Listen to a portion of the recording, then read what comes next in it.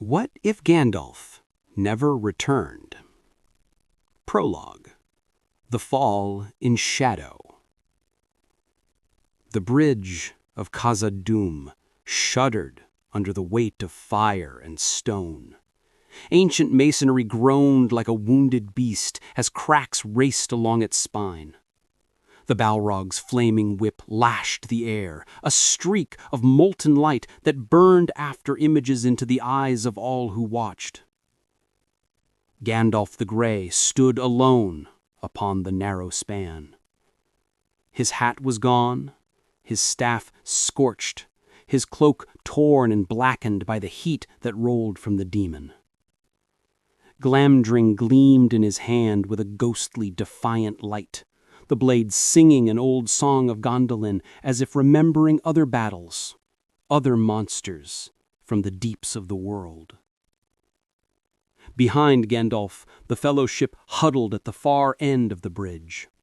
Hobbits shaking, dwarf and elf tense and ready, the man from the north steady as stone yet pale with fear.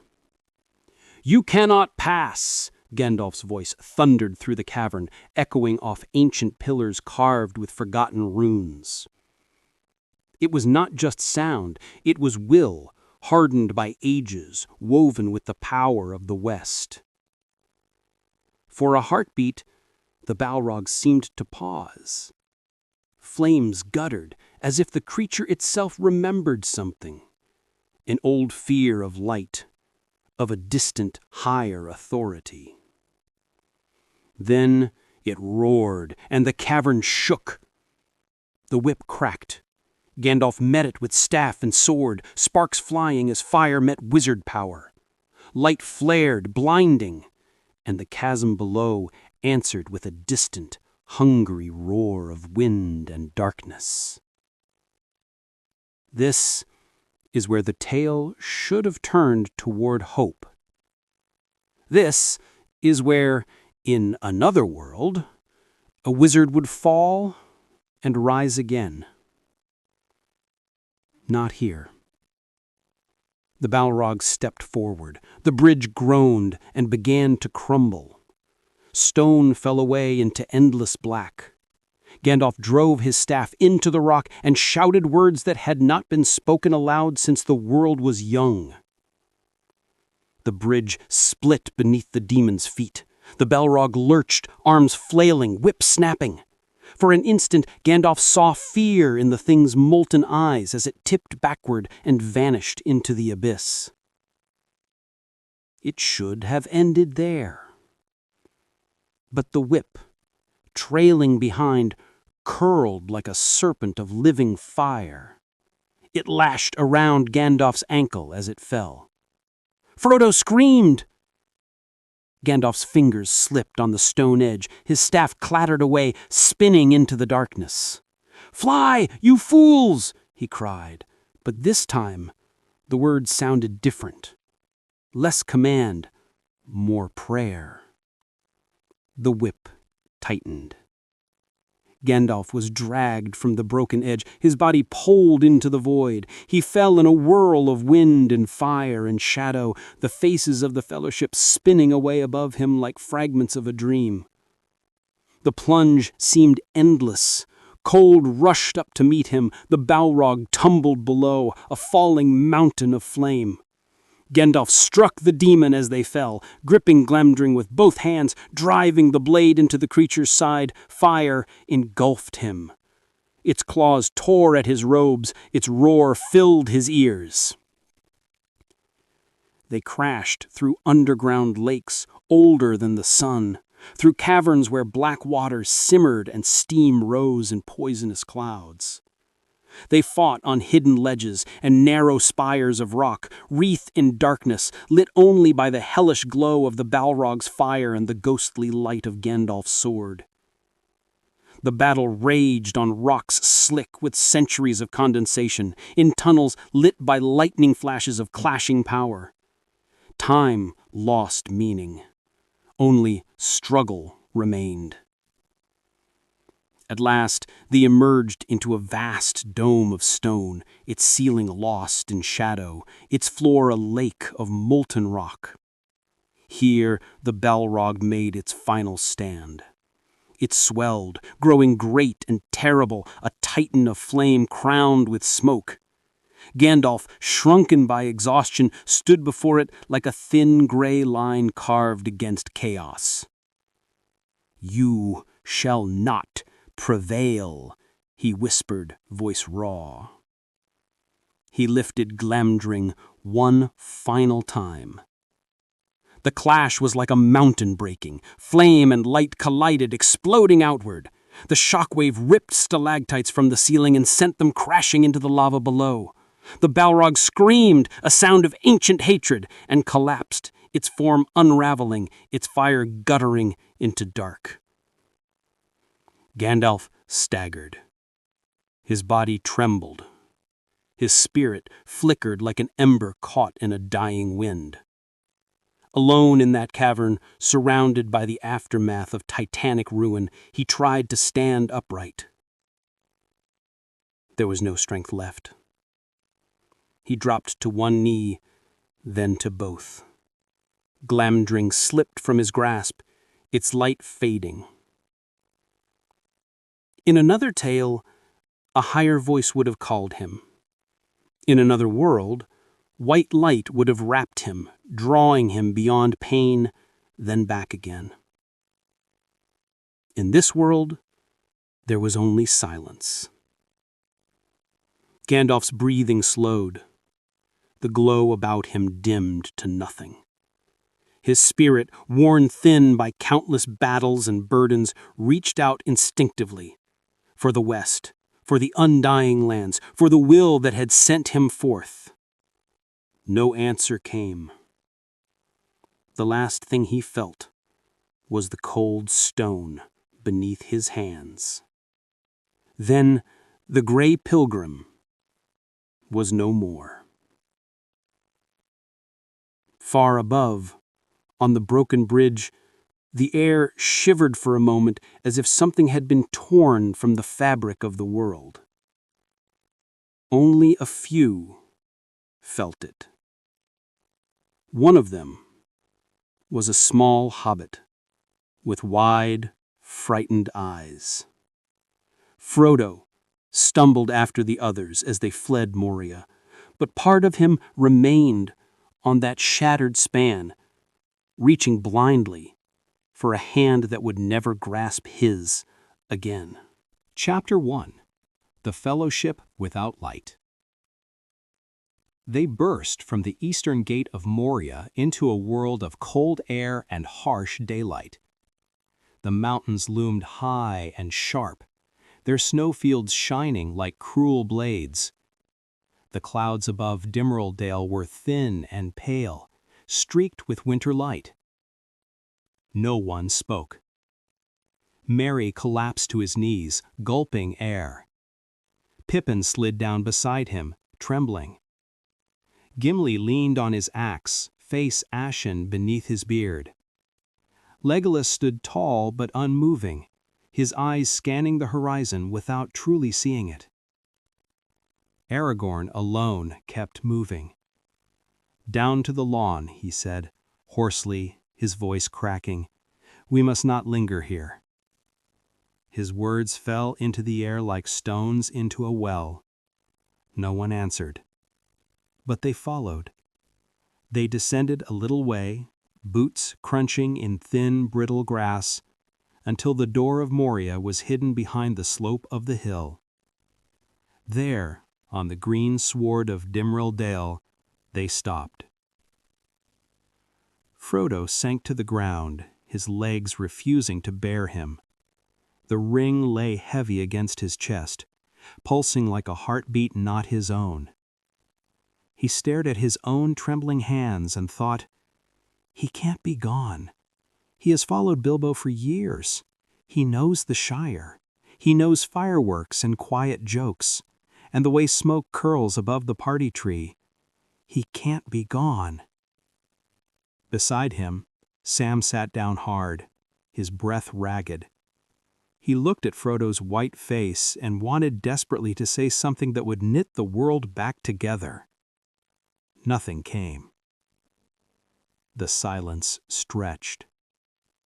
A single raven circled high above, its croak the only sound. At last Boromir spoke. "We must move," he said.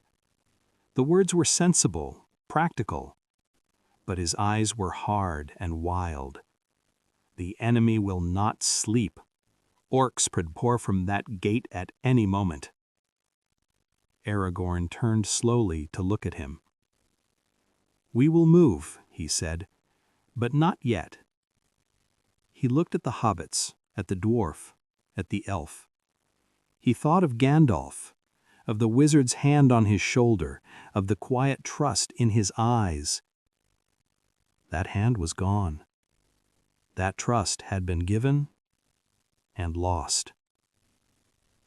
"Now it is my choice," Aragorn thought, "to step forward or to fail." He knelt beside Frodo. "Frodo," he said quietly, "we must decide our path. Gandalf would not want us to fall into despair here." Frodo stared at him. The name hurt like a blade. "How can you speak of what he would want?" Frodo asked. His voice was brittle, an old man's voice in a young body. "You were not the one who watched him fall." Aragorn flinched, but he did not answer. Legolas came and stood behind him, light feet making no sound. "He is gone," the elf said, as if tasting the words and finding them bitter. "I feel it, like a star that has gone out of the sky." Gimli lifted his head, tears carving wet paths down his soot-blackened cheeks. "He fell with the Balrog, a foul end for a noble one, but a warrior's death. A good dwarf would sing for such a fall. I do not know the songs." His shoulders shook. "I would have learned them for him." Pippin began to sob quietly, burying his face in Merry's shoulder. Merry held him tight, staring at nothing. Aragorn knew they needed rest, needed time to grieve, but he also knew the world would not grant it. "We will go to Lothlorien," he said at last. "There we may find some counsel, some rest." "Will we find another wizard there? Will the Lady of the Wood come forth with armies? Or will we find only more riddles?" Aragorn's jaw tightened. "We will find what we can. For now, that must be enough." He rose to his feet. For a moment he wavered, as if dizzy. The weight of leadership lay upon him like a physical thing. Gandalf had carried it with the ease of long practice. Aragorn felt every pound of it. "I am not ready," he thought. "I may never be." But there was no one else. "On your feet," he said gently. "We walk while we still can." Slowly, painfully, the fellowship moved on. They did not sing. They did not speak much. A gray shadow clung to them as they crossed the green valley and skirted the still waters of the Mirrormere. Gimli alone paused, kneeling to whisper a dwarven blessing to Durinstone. But even his voice was subdued. The words seemed to fall flat in the air, as if the world itself refused to carry them. Frodo trailed behind the others, his steps uneven. The wind tugged at his cloak, cold fingers seeking purchase. For the first time since he had left the Shire, he felt truly alone. Gandalf had explained things.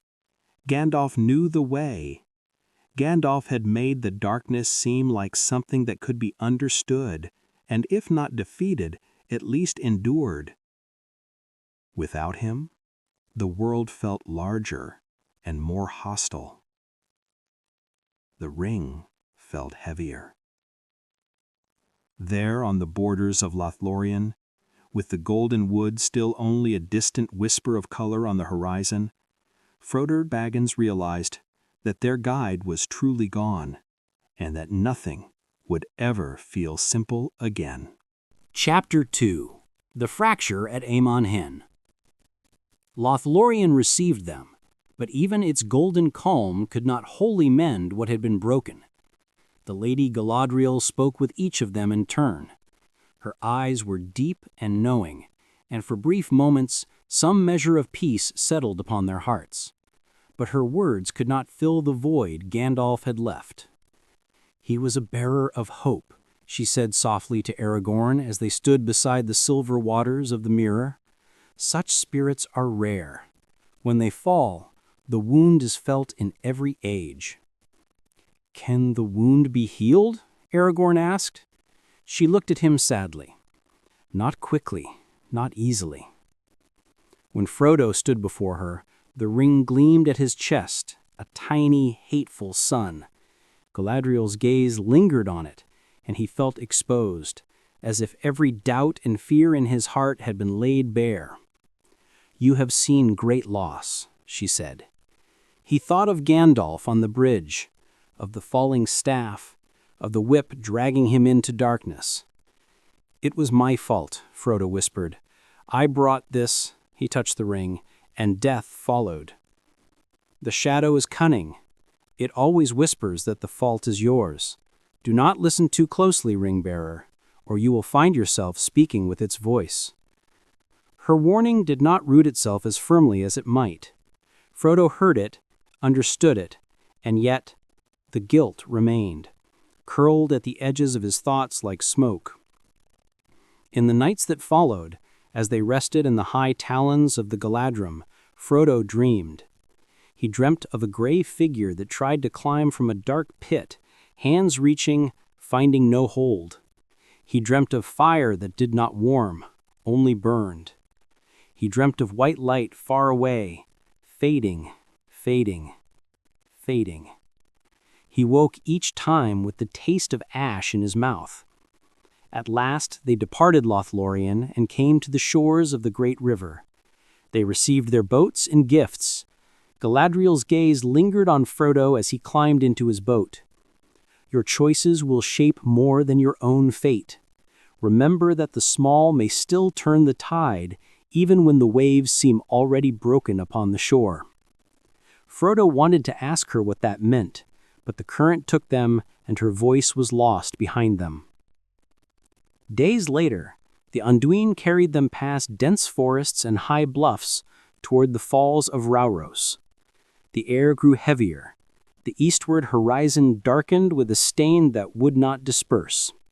The ring thrummed at Frodo's breast, its whispers no longer faint.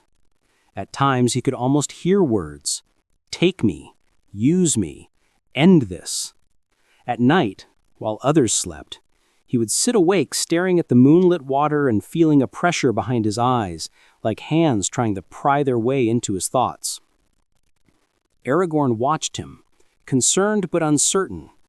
Gandalf would have known what to say. Aragorn did not.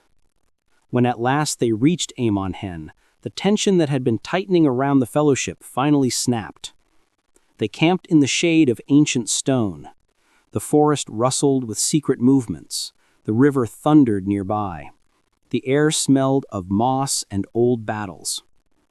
Frodo drifted from the others, seeking solitude. His feet carried him toward the seeing seat atop the hill.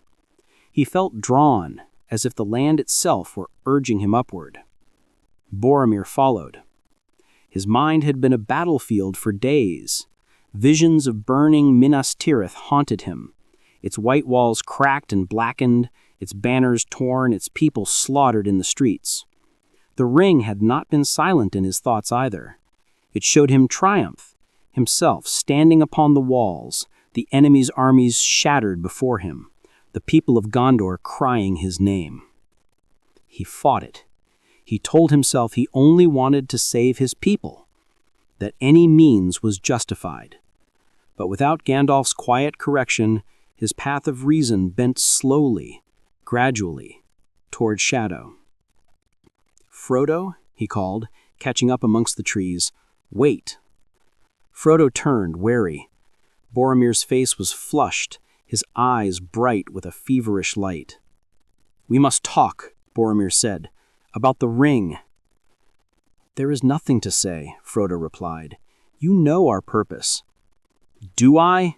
Boromir laughed, sharp and bitter. "Gandalf is gone. The wizard who set you upon this mad errand lies dead in a pit or blasted to dust by some fire demon of the deep.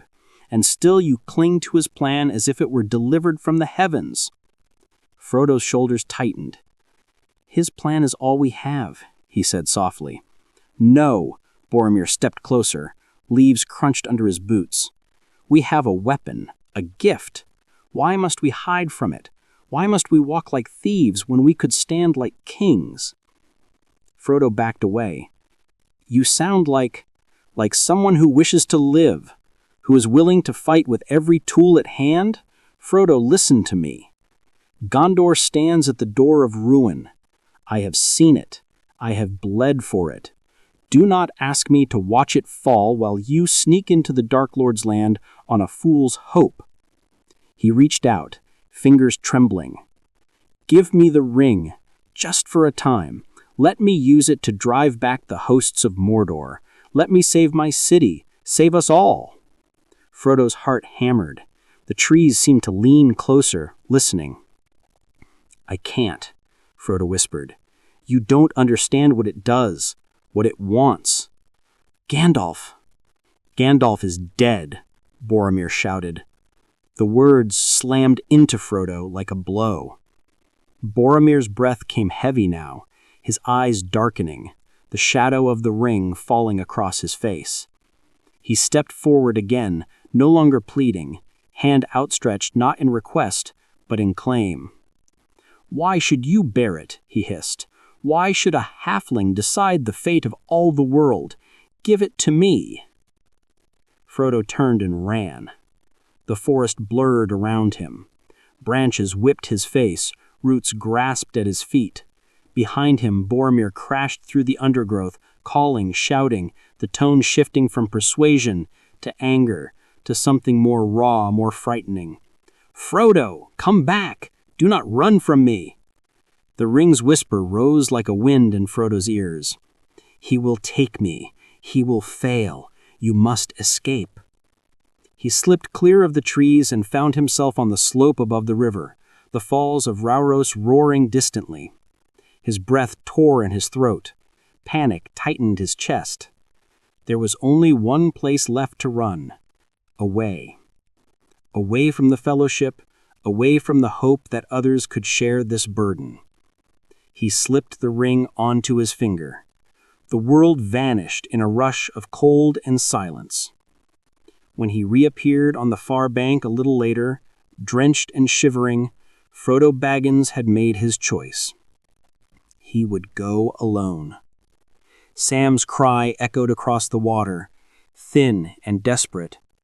Frodo heard it and closed his eyes, unable to answer. On the west bank, Aragorn, Legolas, and Gimli searched frantically for him. Boromir, shaking with shame, sank to his knees, his hands trembling. "I drove him away," he whispered. "I could not master it. I failed him." Aragorn's face hardened. "We all failed him," he said. "We should have guarded each other's hearts more closely." He looked toward the place where Frodo had stood, now empty. The Fellowship was broken. Not by orcs, not by swords, by grief. By the absence of a wizard whose counsel might have turned hearts away from this edge. By the slow, invisible pull of the ring. Chapter 3. The Long Road of the Ring-Bearer.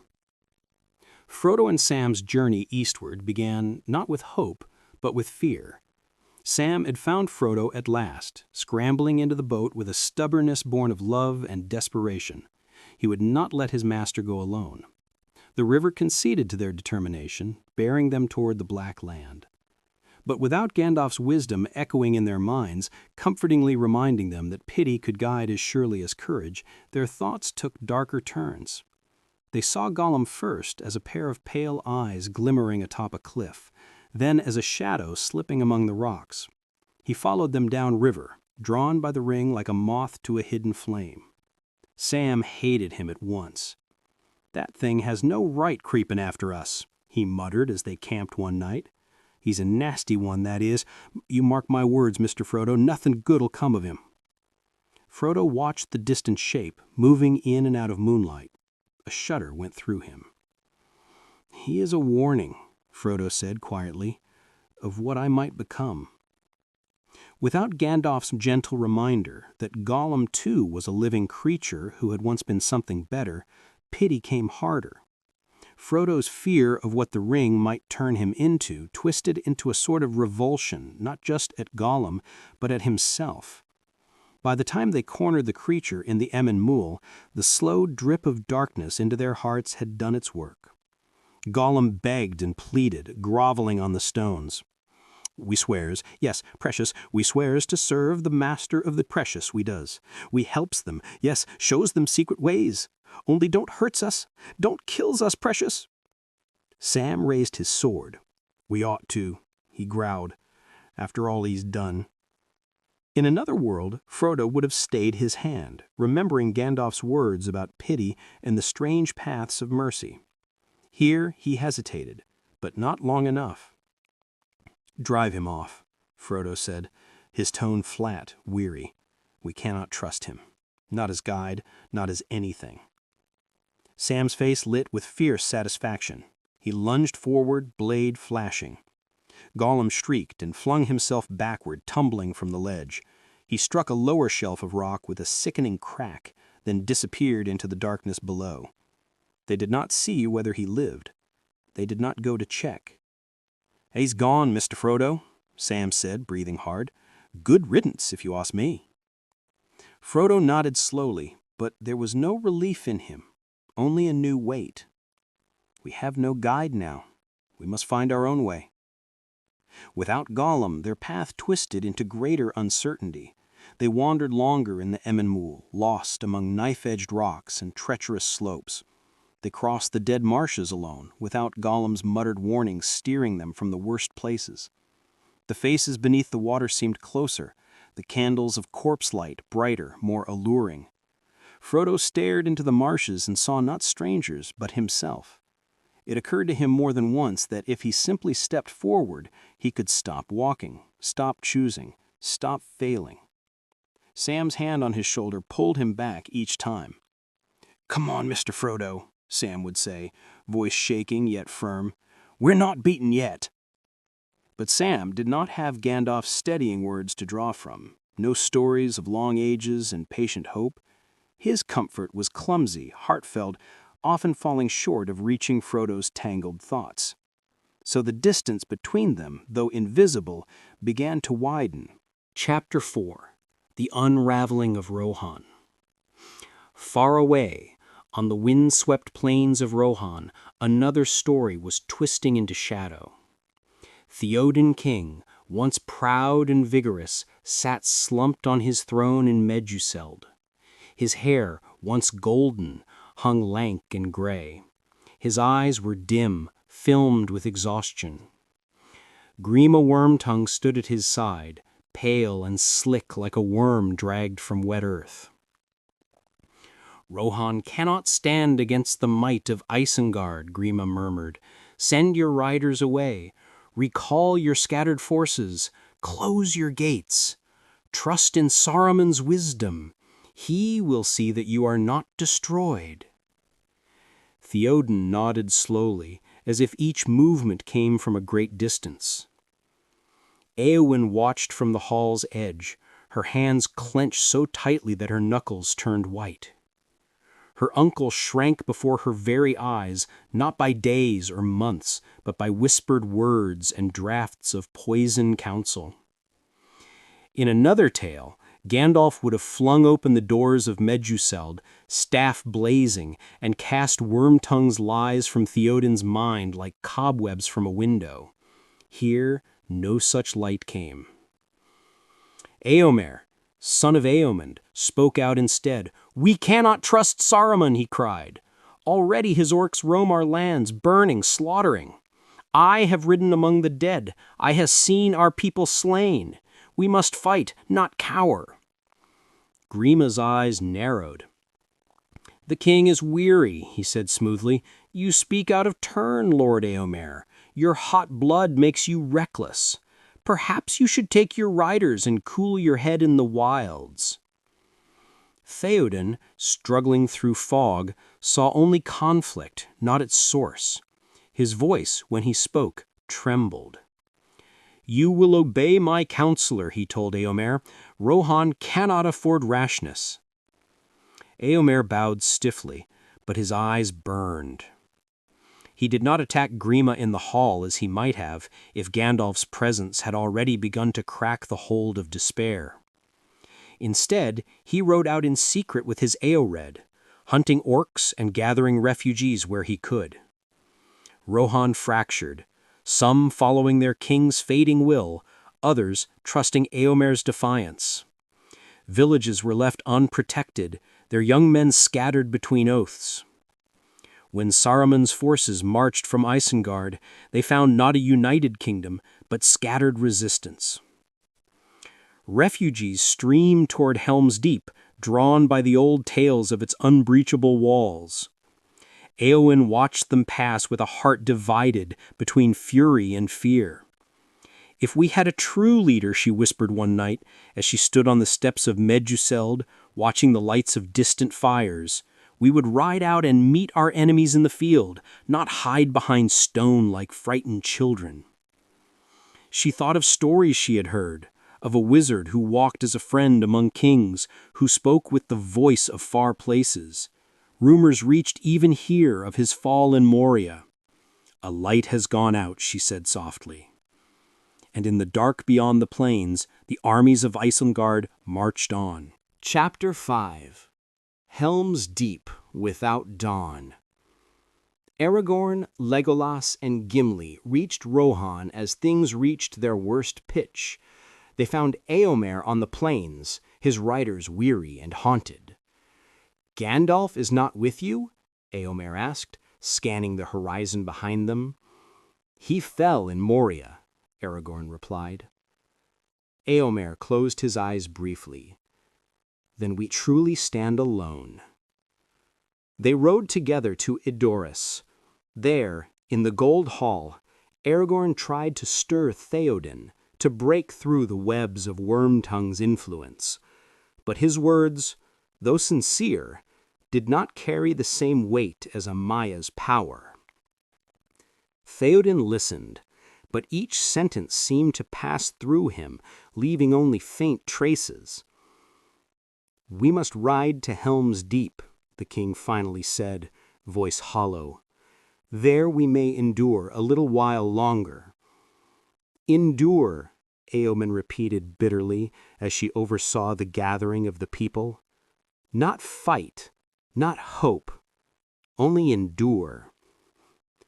Helm's Deep filled with a fraction of the Rohirrim's strength. Children clung to their mothers, old men sharpened rusted blades. Clouds gathered above the fortress like a cloak. Saruman's army arrived in a thunder of drums and iron. The battle that followed was fierce, desperate, savage. Aragorn fought with the fury of one who has already counted himself dead. Legolas's arrows fell like hail. Gimli's axe rose and fell in a rhythm of rage. But as the long hours of night passed, the defenders' numbers dwindled. The deeping wall, undermined by blasting fire, collapsed with a roar of stone. They fell back to the keep, exhaustion creeping into every limb.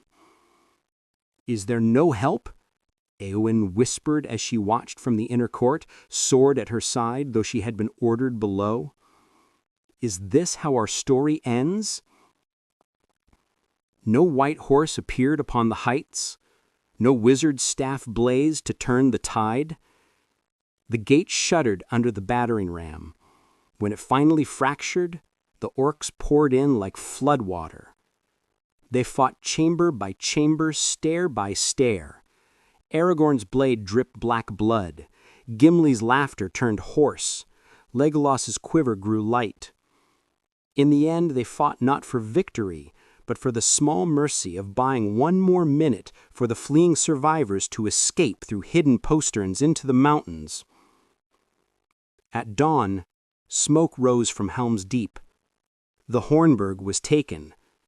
The Rohirrim, who escaped, scattered in small groups, their king among them, his spirit shattered. On a ridge overlooking the smoking ruin, Aragorn stood with sword in hand, chest heaving. "We have lost Rohan," he said. Behind him, the wind carried the faint, distant roar of another war machine grinding into motion. Mordor was coming. Chapter 6. The Steady Corruption. As the kingdoms of men faltered, Frodo's inner world crumbled with them. The dead marshes left their mark upon him. He walked more slowly now, each step a small act of will. The ring's chain had rubbed his neck raw, the wound never quite healed. Sam tried to keep up their old rituals. He cooked what meager meals he could. He told stories of the Shire at night, of the gaffer's stubbornness, of Rosie's bright ribbons at the May dance. But the words felt thin in the poisoned air of the east. Frodo listened with half an ear, his gaze always drifting toward the dark weight on his chest. "Do you remember fireworks?" Sam asked one night as they huddled beneath a stunted tree. "Mr. Gandalf's, I mean. Great golden wheels and dragons with sparks for teeth." Frodo's expression closed. "He died for us, Sam," Frodo went on, voice tightening. "Because of this," he touched the ring, "because I carry it, because I chose to leave the Shire.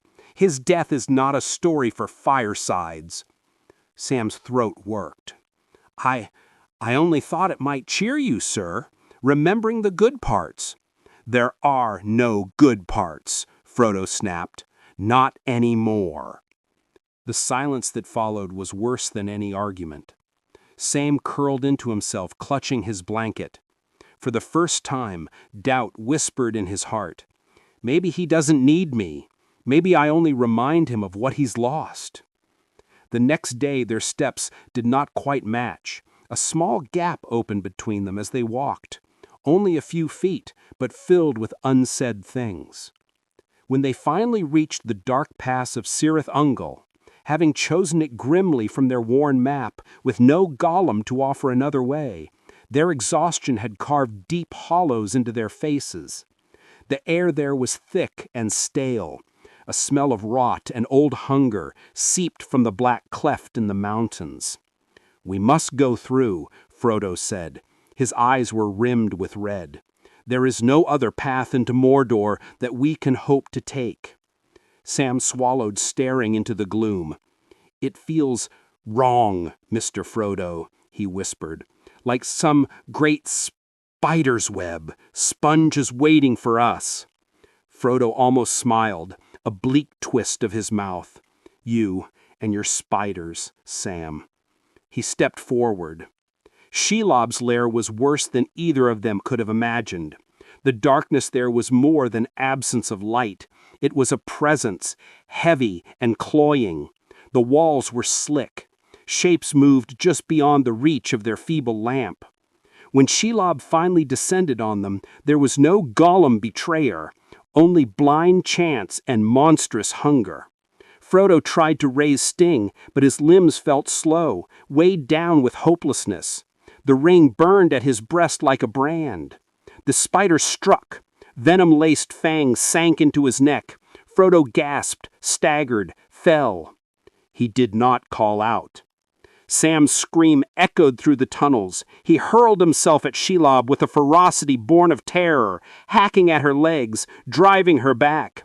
She retreated into the dark, wounded and enraged. Sam fell beside Frodo's still form, sobbing. "Mr. Frodo?" he whispered, shaking him. "Wake up! Please, sir, wake up!"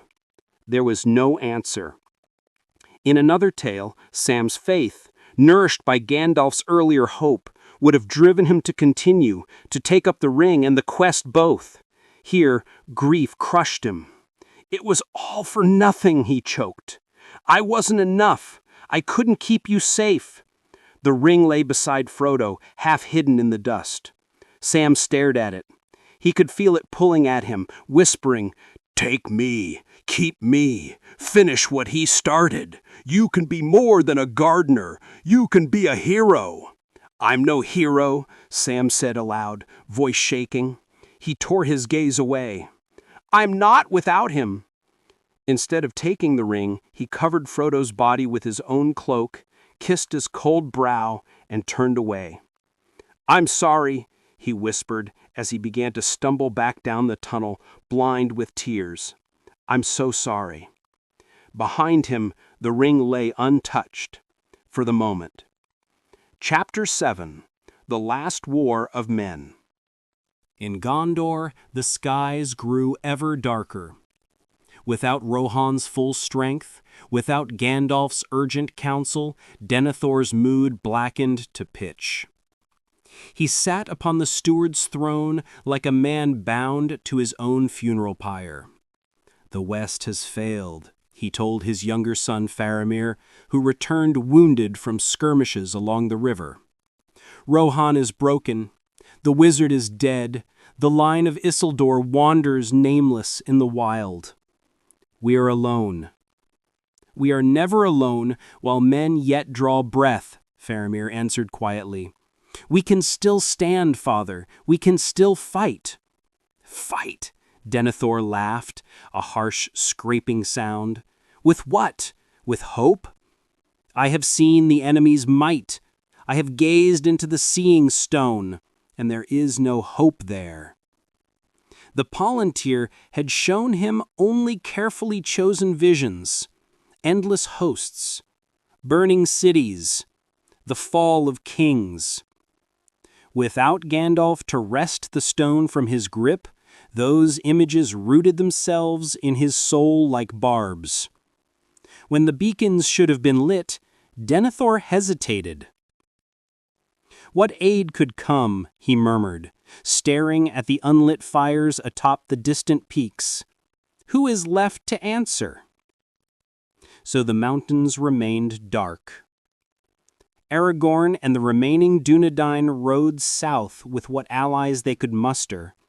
But each delay, each failure of signal shattered alliances that might have been formed.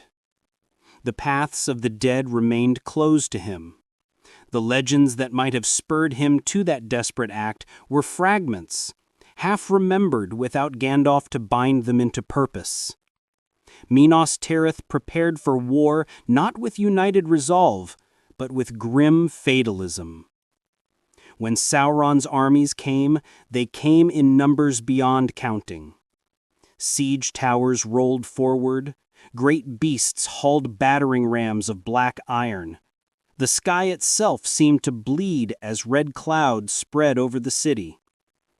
The first assaults crashed against the walls with deafening force. Stones shattered, men screamed, arrows darkened the air. Aragorn fought there under no banner of kingship, just another captain in the press. Yet his presence lent a small, fierce flame of courage to those around him.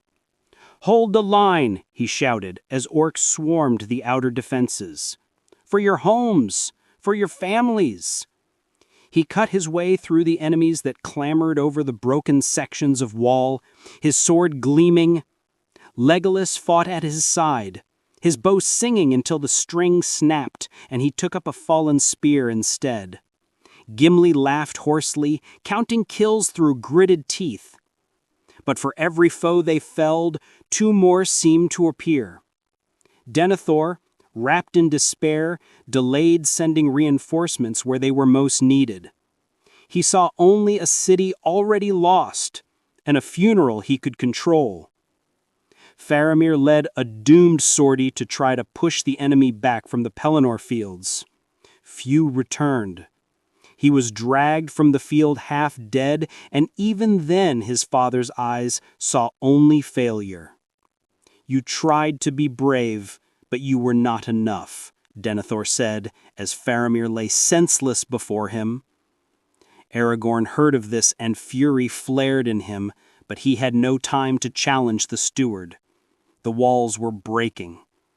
On the third day of siege, the gate shattered under the blows of Grond, the great ram. The Witch King rode into the ruined court astride his black beast, a shadow crowned in flame. In another world, a White Rider would have faced him with words of defiance, staff blazing. Here, it was Aragorn who stepped forward, sword raised, his body aching, armor cracked. The Nazgul Lord laughed. "No mortal man may hinder me," he hissed. "I am no king, only a man," Aragorn said. He charged. Their clash was brief and terrible. Aragorn's blade met Morgul's steel. Shadows closed around him, pressing, suffocating. He felt fear like ice in his veins, but he did not retreat. For a moment it seemed he might break through. His sword caught the Witch King's shoulder, drawing a howl of rage. But then the Nazgul's mace slammed into his chest, crushing bone and mail. He flew backward, hit the ground, and did not rise. Legolas screamed his name. The battle degenerated into chaos. Men fled not out of cowardice, but out of the instinct to survive a storm they could no longer shape. Minas Tirith did not fall in a single instant. It bled out slowly, like a wounded animal, street by street, tower by tower. People hid in cellars and catacombs. Fires burned unchecked. By nightfall, the White City glowed with the dull red of ruin. Legolas and Gimli dragged Aragorn's broken body away from the worst of it. They found shelter in the shattered house of the stewards. There, as the city groaned under enemy boots, they watched their friend slip away. "Do not let this be the end," Aragorn whispered, eyes unfocused. "If any path remains, take it." "There is no path without you, lad," Gimli murmured, voice thick. Legolas bowed his head.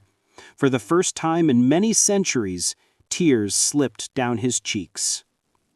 Outside, the banners of the West were torn down and replaced with black.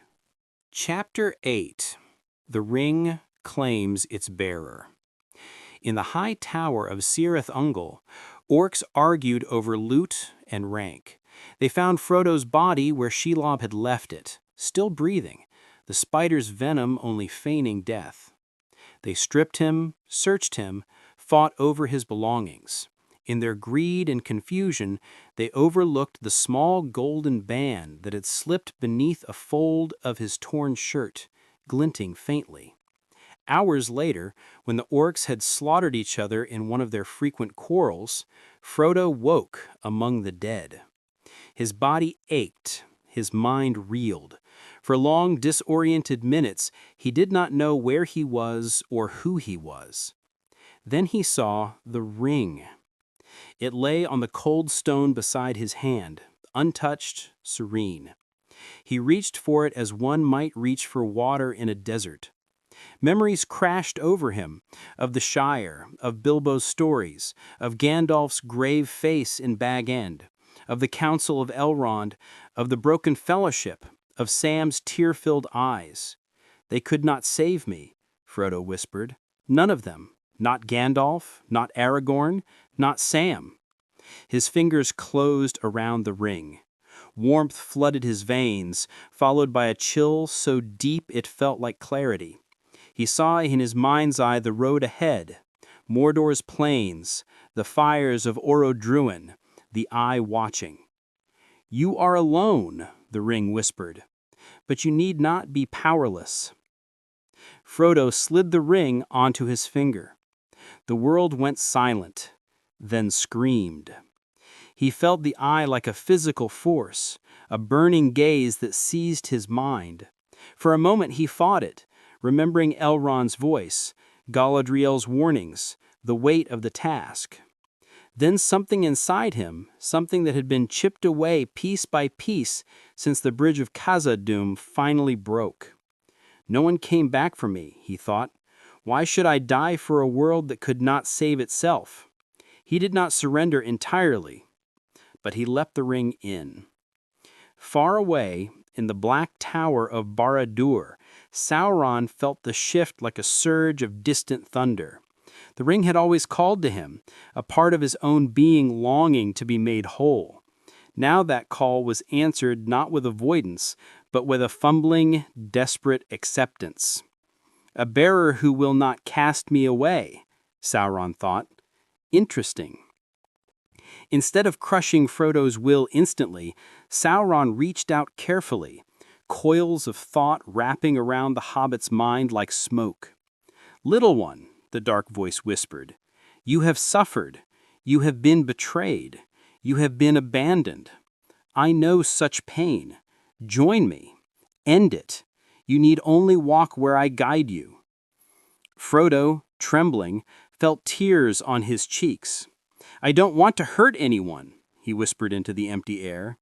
"You need not," the voice replied. "You need only survive. Let others fall. The world that failed you deserves nothing more. Come, walk." His feet moved. He left the tower through a side door shattered in some earlier skirmish. No guards challenged him. The ring bent their senses, dulling their awareness. The land around him seemed sharper, more vivid. He saw lines of power threading through rock and air, all converging on a distant mountain. Every step toward it felt both wrong and inevitable. Chapter 9: The Age of Shadow. Sauron did not need Frodo to bring the ring to Orodruin. That had never truly been his plan. He needed only to reforge his bond with it enough that distance no longer mattered. As Frodo walked, days blurring into one another, Sauron wove more of his will into the connection. The hobbit's memories became pages the Dark Lord could leaf through at leisure. The Shire, Bag End. Laughter under lanterns. A wizard's fireworks. Such things were curious to him, like relics of a world he had no interest in preserving except as subjects to bend. When the bond at last reached the threshold of what he required, Sauron enacted his design. A cold fire shot through Frodo's veins. He gasped and collapsed on the ash-strewn ground, clutching his chest. The ring burned like a star against his skin. "Thank you," the voice said, almost gently. Frodo saw in his mind a tower, vast and terrible. He saw a throne of obsidian. He saw a hand, long-fingered, reaching. The ring grew heavy, impossibly heavy. It seemed to sink into his flesh, into his very being. For an instant he felt himself dissolving, his identity peeling away. Then everything went white. On the plains before Barad-dûr, the shadows deepened. The great eye which had long glared from the tower's height flickered, then flared brighter, shot through with a terrible joy. The ring was home. Power rushed back into Sauron like floodwater returning to a drought-cracked riverbed. His form, once vast but incomplete, solidified. The dark armor he had worn in the Second Age seemed to reform around a core of blazing malice. The world shuddered. Across Middle-earth, those sensitive to such things felt it. Galadriel and Lorien staggered, gripping the rail of her high flet. Elrond in Rivendell sank into a chair, his face gone pale. Even the Ents in Fangorn Forest muttered in low, troubled tones. "It is done," Galadriel whispered. "We have failed." In Minas Tirith's ruins, Legolas looked up as the dark clouds thickened, his heart heavy. Gimli stood beside him, leaning on his axe. They had fought on in small ways, leading pockets of resistance, but each week had brought new losses. "What now?" Gimli asked quietly. Legolas's voice was distant. "Now we see what becomes of a world where hope was not enough." Sauron's dominion spread with chilling efficiency. Orcs marched under new banners. Human kingdoms, already weakened, fell one by one. Rohan's scattered riders were hunted down or forced into submission. Gondor became a black fortress, its once white walls stained with smoke and shadows. But Sauron did not raze every land. He understood that fear thrived best when there was something left to lose. The Shire for a time remained untouched, a green pocket in a darkening world. Rumors of distant wars reached it like echoes from another age. Hobbits shook their heads, tended their gardens, and tried not to worry. Samwise Gamgee returned there eventually. He came home bent and older than his years, his eyes carrying a depth few could understand. He married Rose, as he had always dreamed. They built a life together with laughter and children and flowers in window boxes. But sometimes, as he watched the sun set over the hill, Sam's hands would clench around his mug. He heard always the echo of a wizard's voice. "All we have to decide is what to do with the time that is given us." "I decided wrong," Sam would whisper to the empty air. Rosie would find him there sometimes, staring at nothing. "You're thinking of him again?" she would say gently. Sam would nod. He rarely spoke of Frodo to anyone. When he did, the story faltered, missing its ending. In his heart he saw two paths, one where he had taken the ring and gone on, as in some impossible dream, and the real one, where he had left his master lying in the dark. "What happened to him?" his eldest daughter once asked, wide-eyed. "To Mr. Frodo?" Sam looked toward the east, where the sky had a faint, permanent stain, even on the brightest day. He carried more than anyone should, and the world asked him for too much, Sam said softly. Beyond the Shire, kingdoms adapted or died. Some men bent the knee to Sauron and were granted positions of power, ruling over their kin with iron hands. Others fled into wild places, forming pockets of resistance that flared briefly and were snuffed out. Elves, feeling the weight of shadow pressing ever more heavily upon their lands, took ship in greater numbers. The havens grew busy with silent, sorrowful departure. The songs sung there were not of triumph, but of mourning. Galadriel stood at the rail of the last ship she would ever board, looking back at the fading shores. "We could not save it," she murmured to Elrond, who stood beside her. "We could only delay its fall. Without Gandalf." She did not finish the thought. Elrond's gaze was distant, fixed upon some memory she could not see. "Even the wisest sometimes forget how fragile the line is," he said. "One life, one voice. Remove it, and all the careful weave comes undone." Middle-earth did not end in a single cataclysmic moment. There was no sudden extinguishing of all light. Instead, the age of shadow crept in slowly, like fog along a river. Trade routes shifted. Stories changed.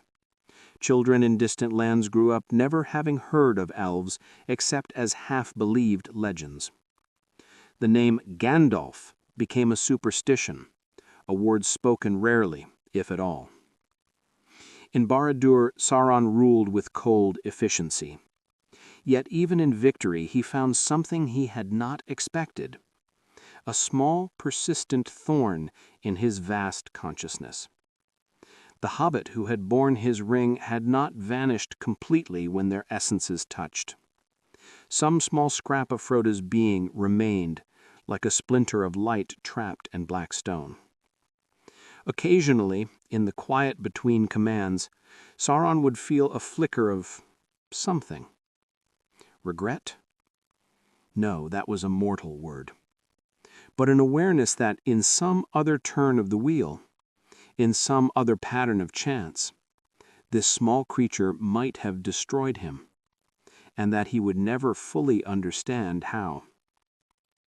Far away, in a modest garden beside Bagshot Row, Sam planted a malorn seed given to him long ago by a lady of the wood. He did not know if it would grow in soil increasingly threaded with the enemy's influence. He planted it anyway. Years passed. The tree did grow, slowly, stubbornly. Its leaves shone silver on one side, gold on the other. Children played beneath it, laughing.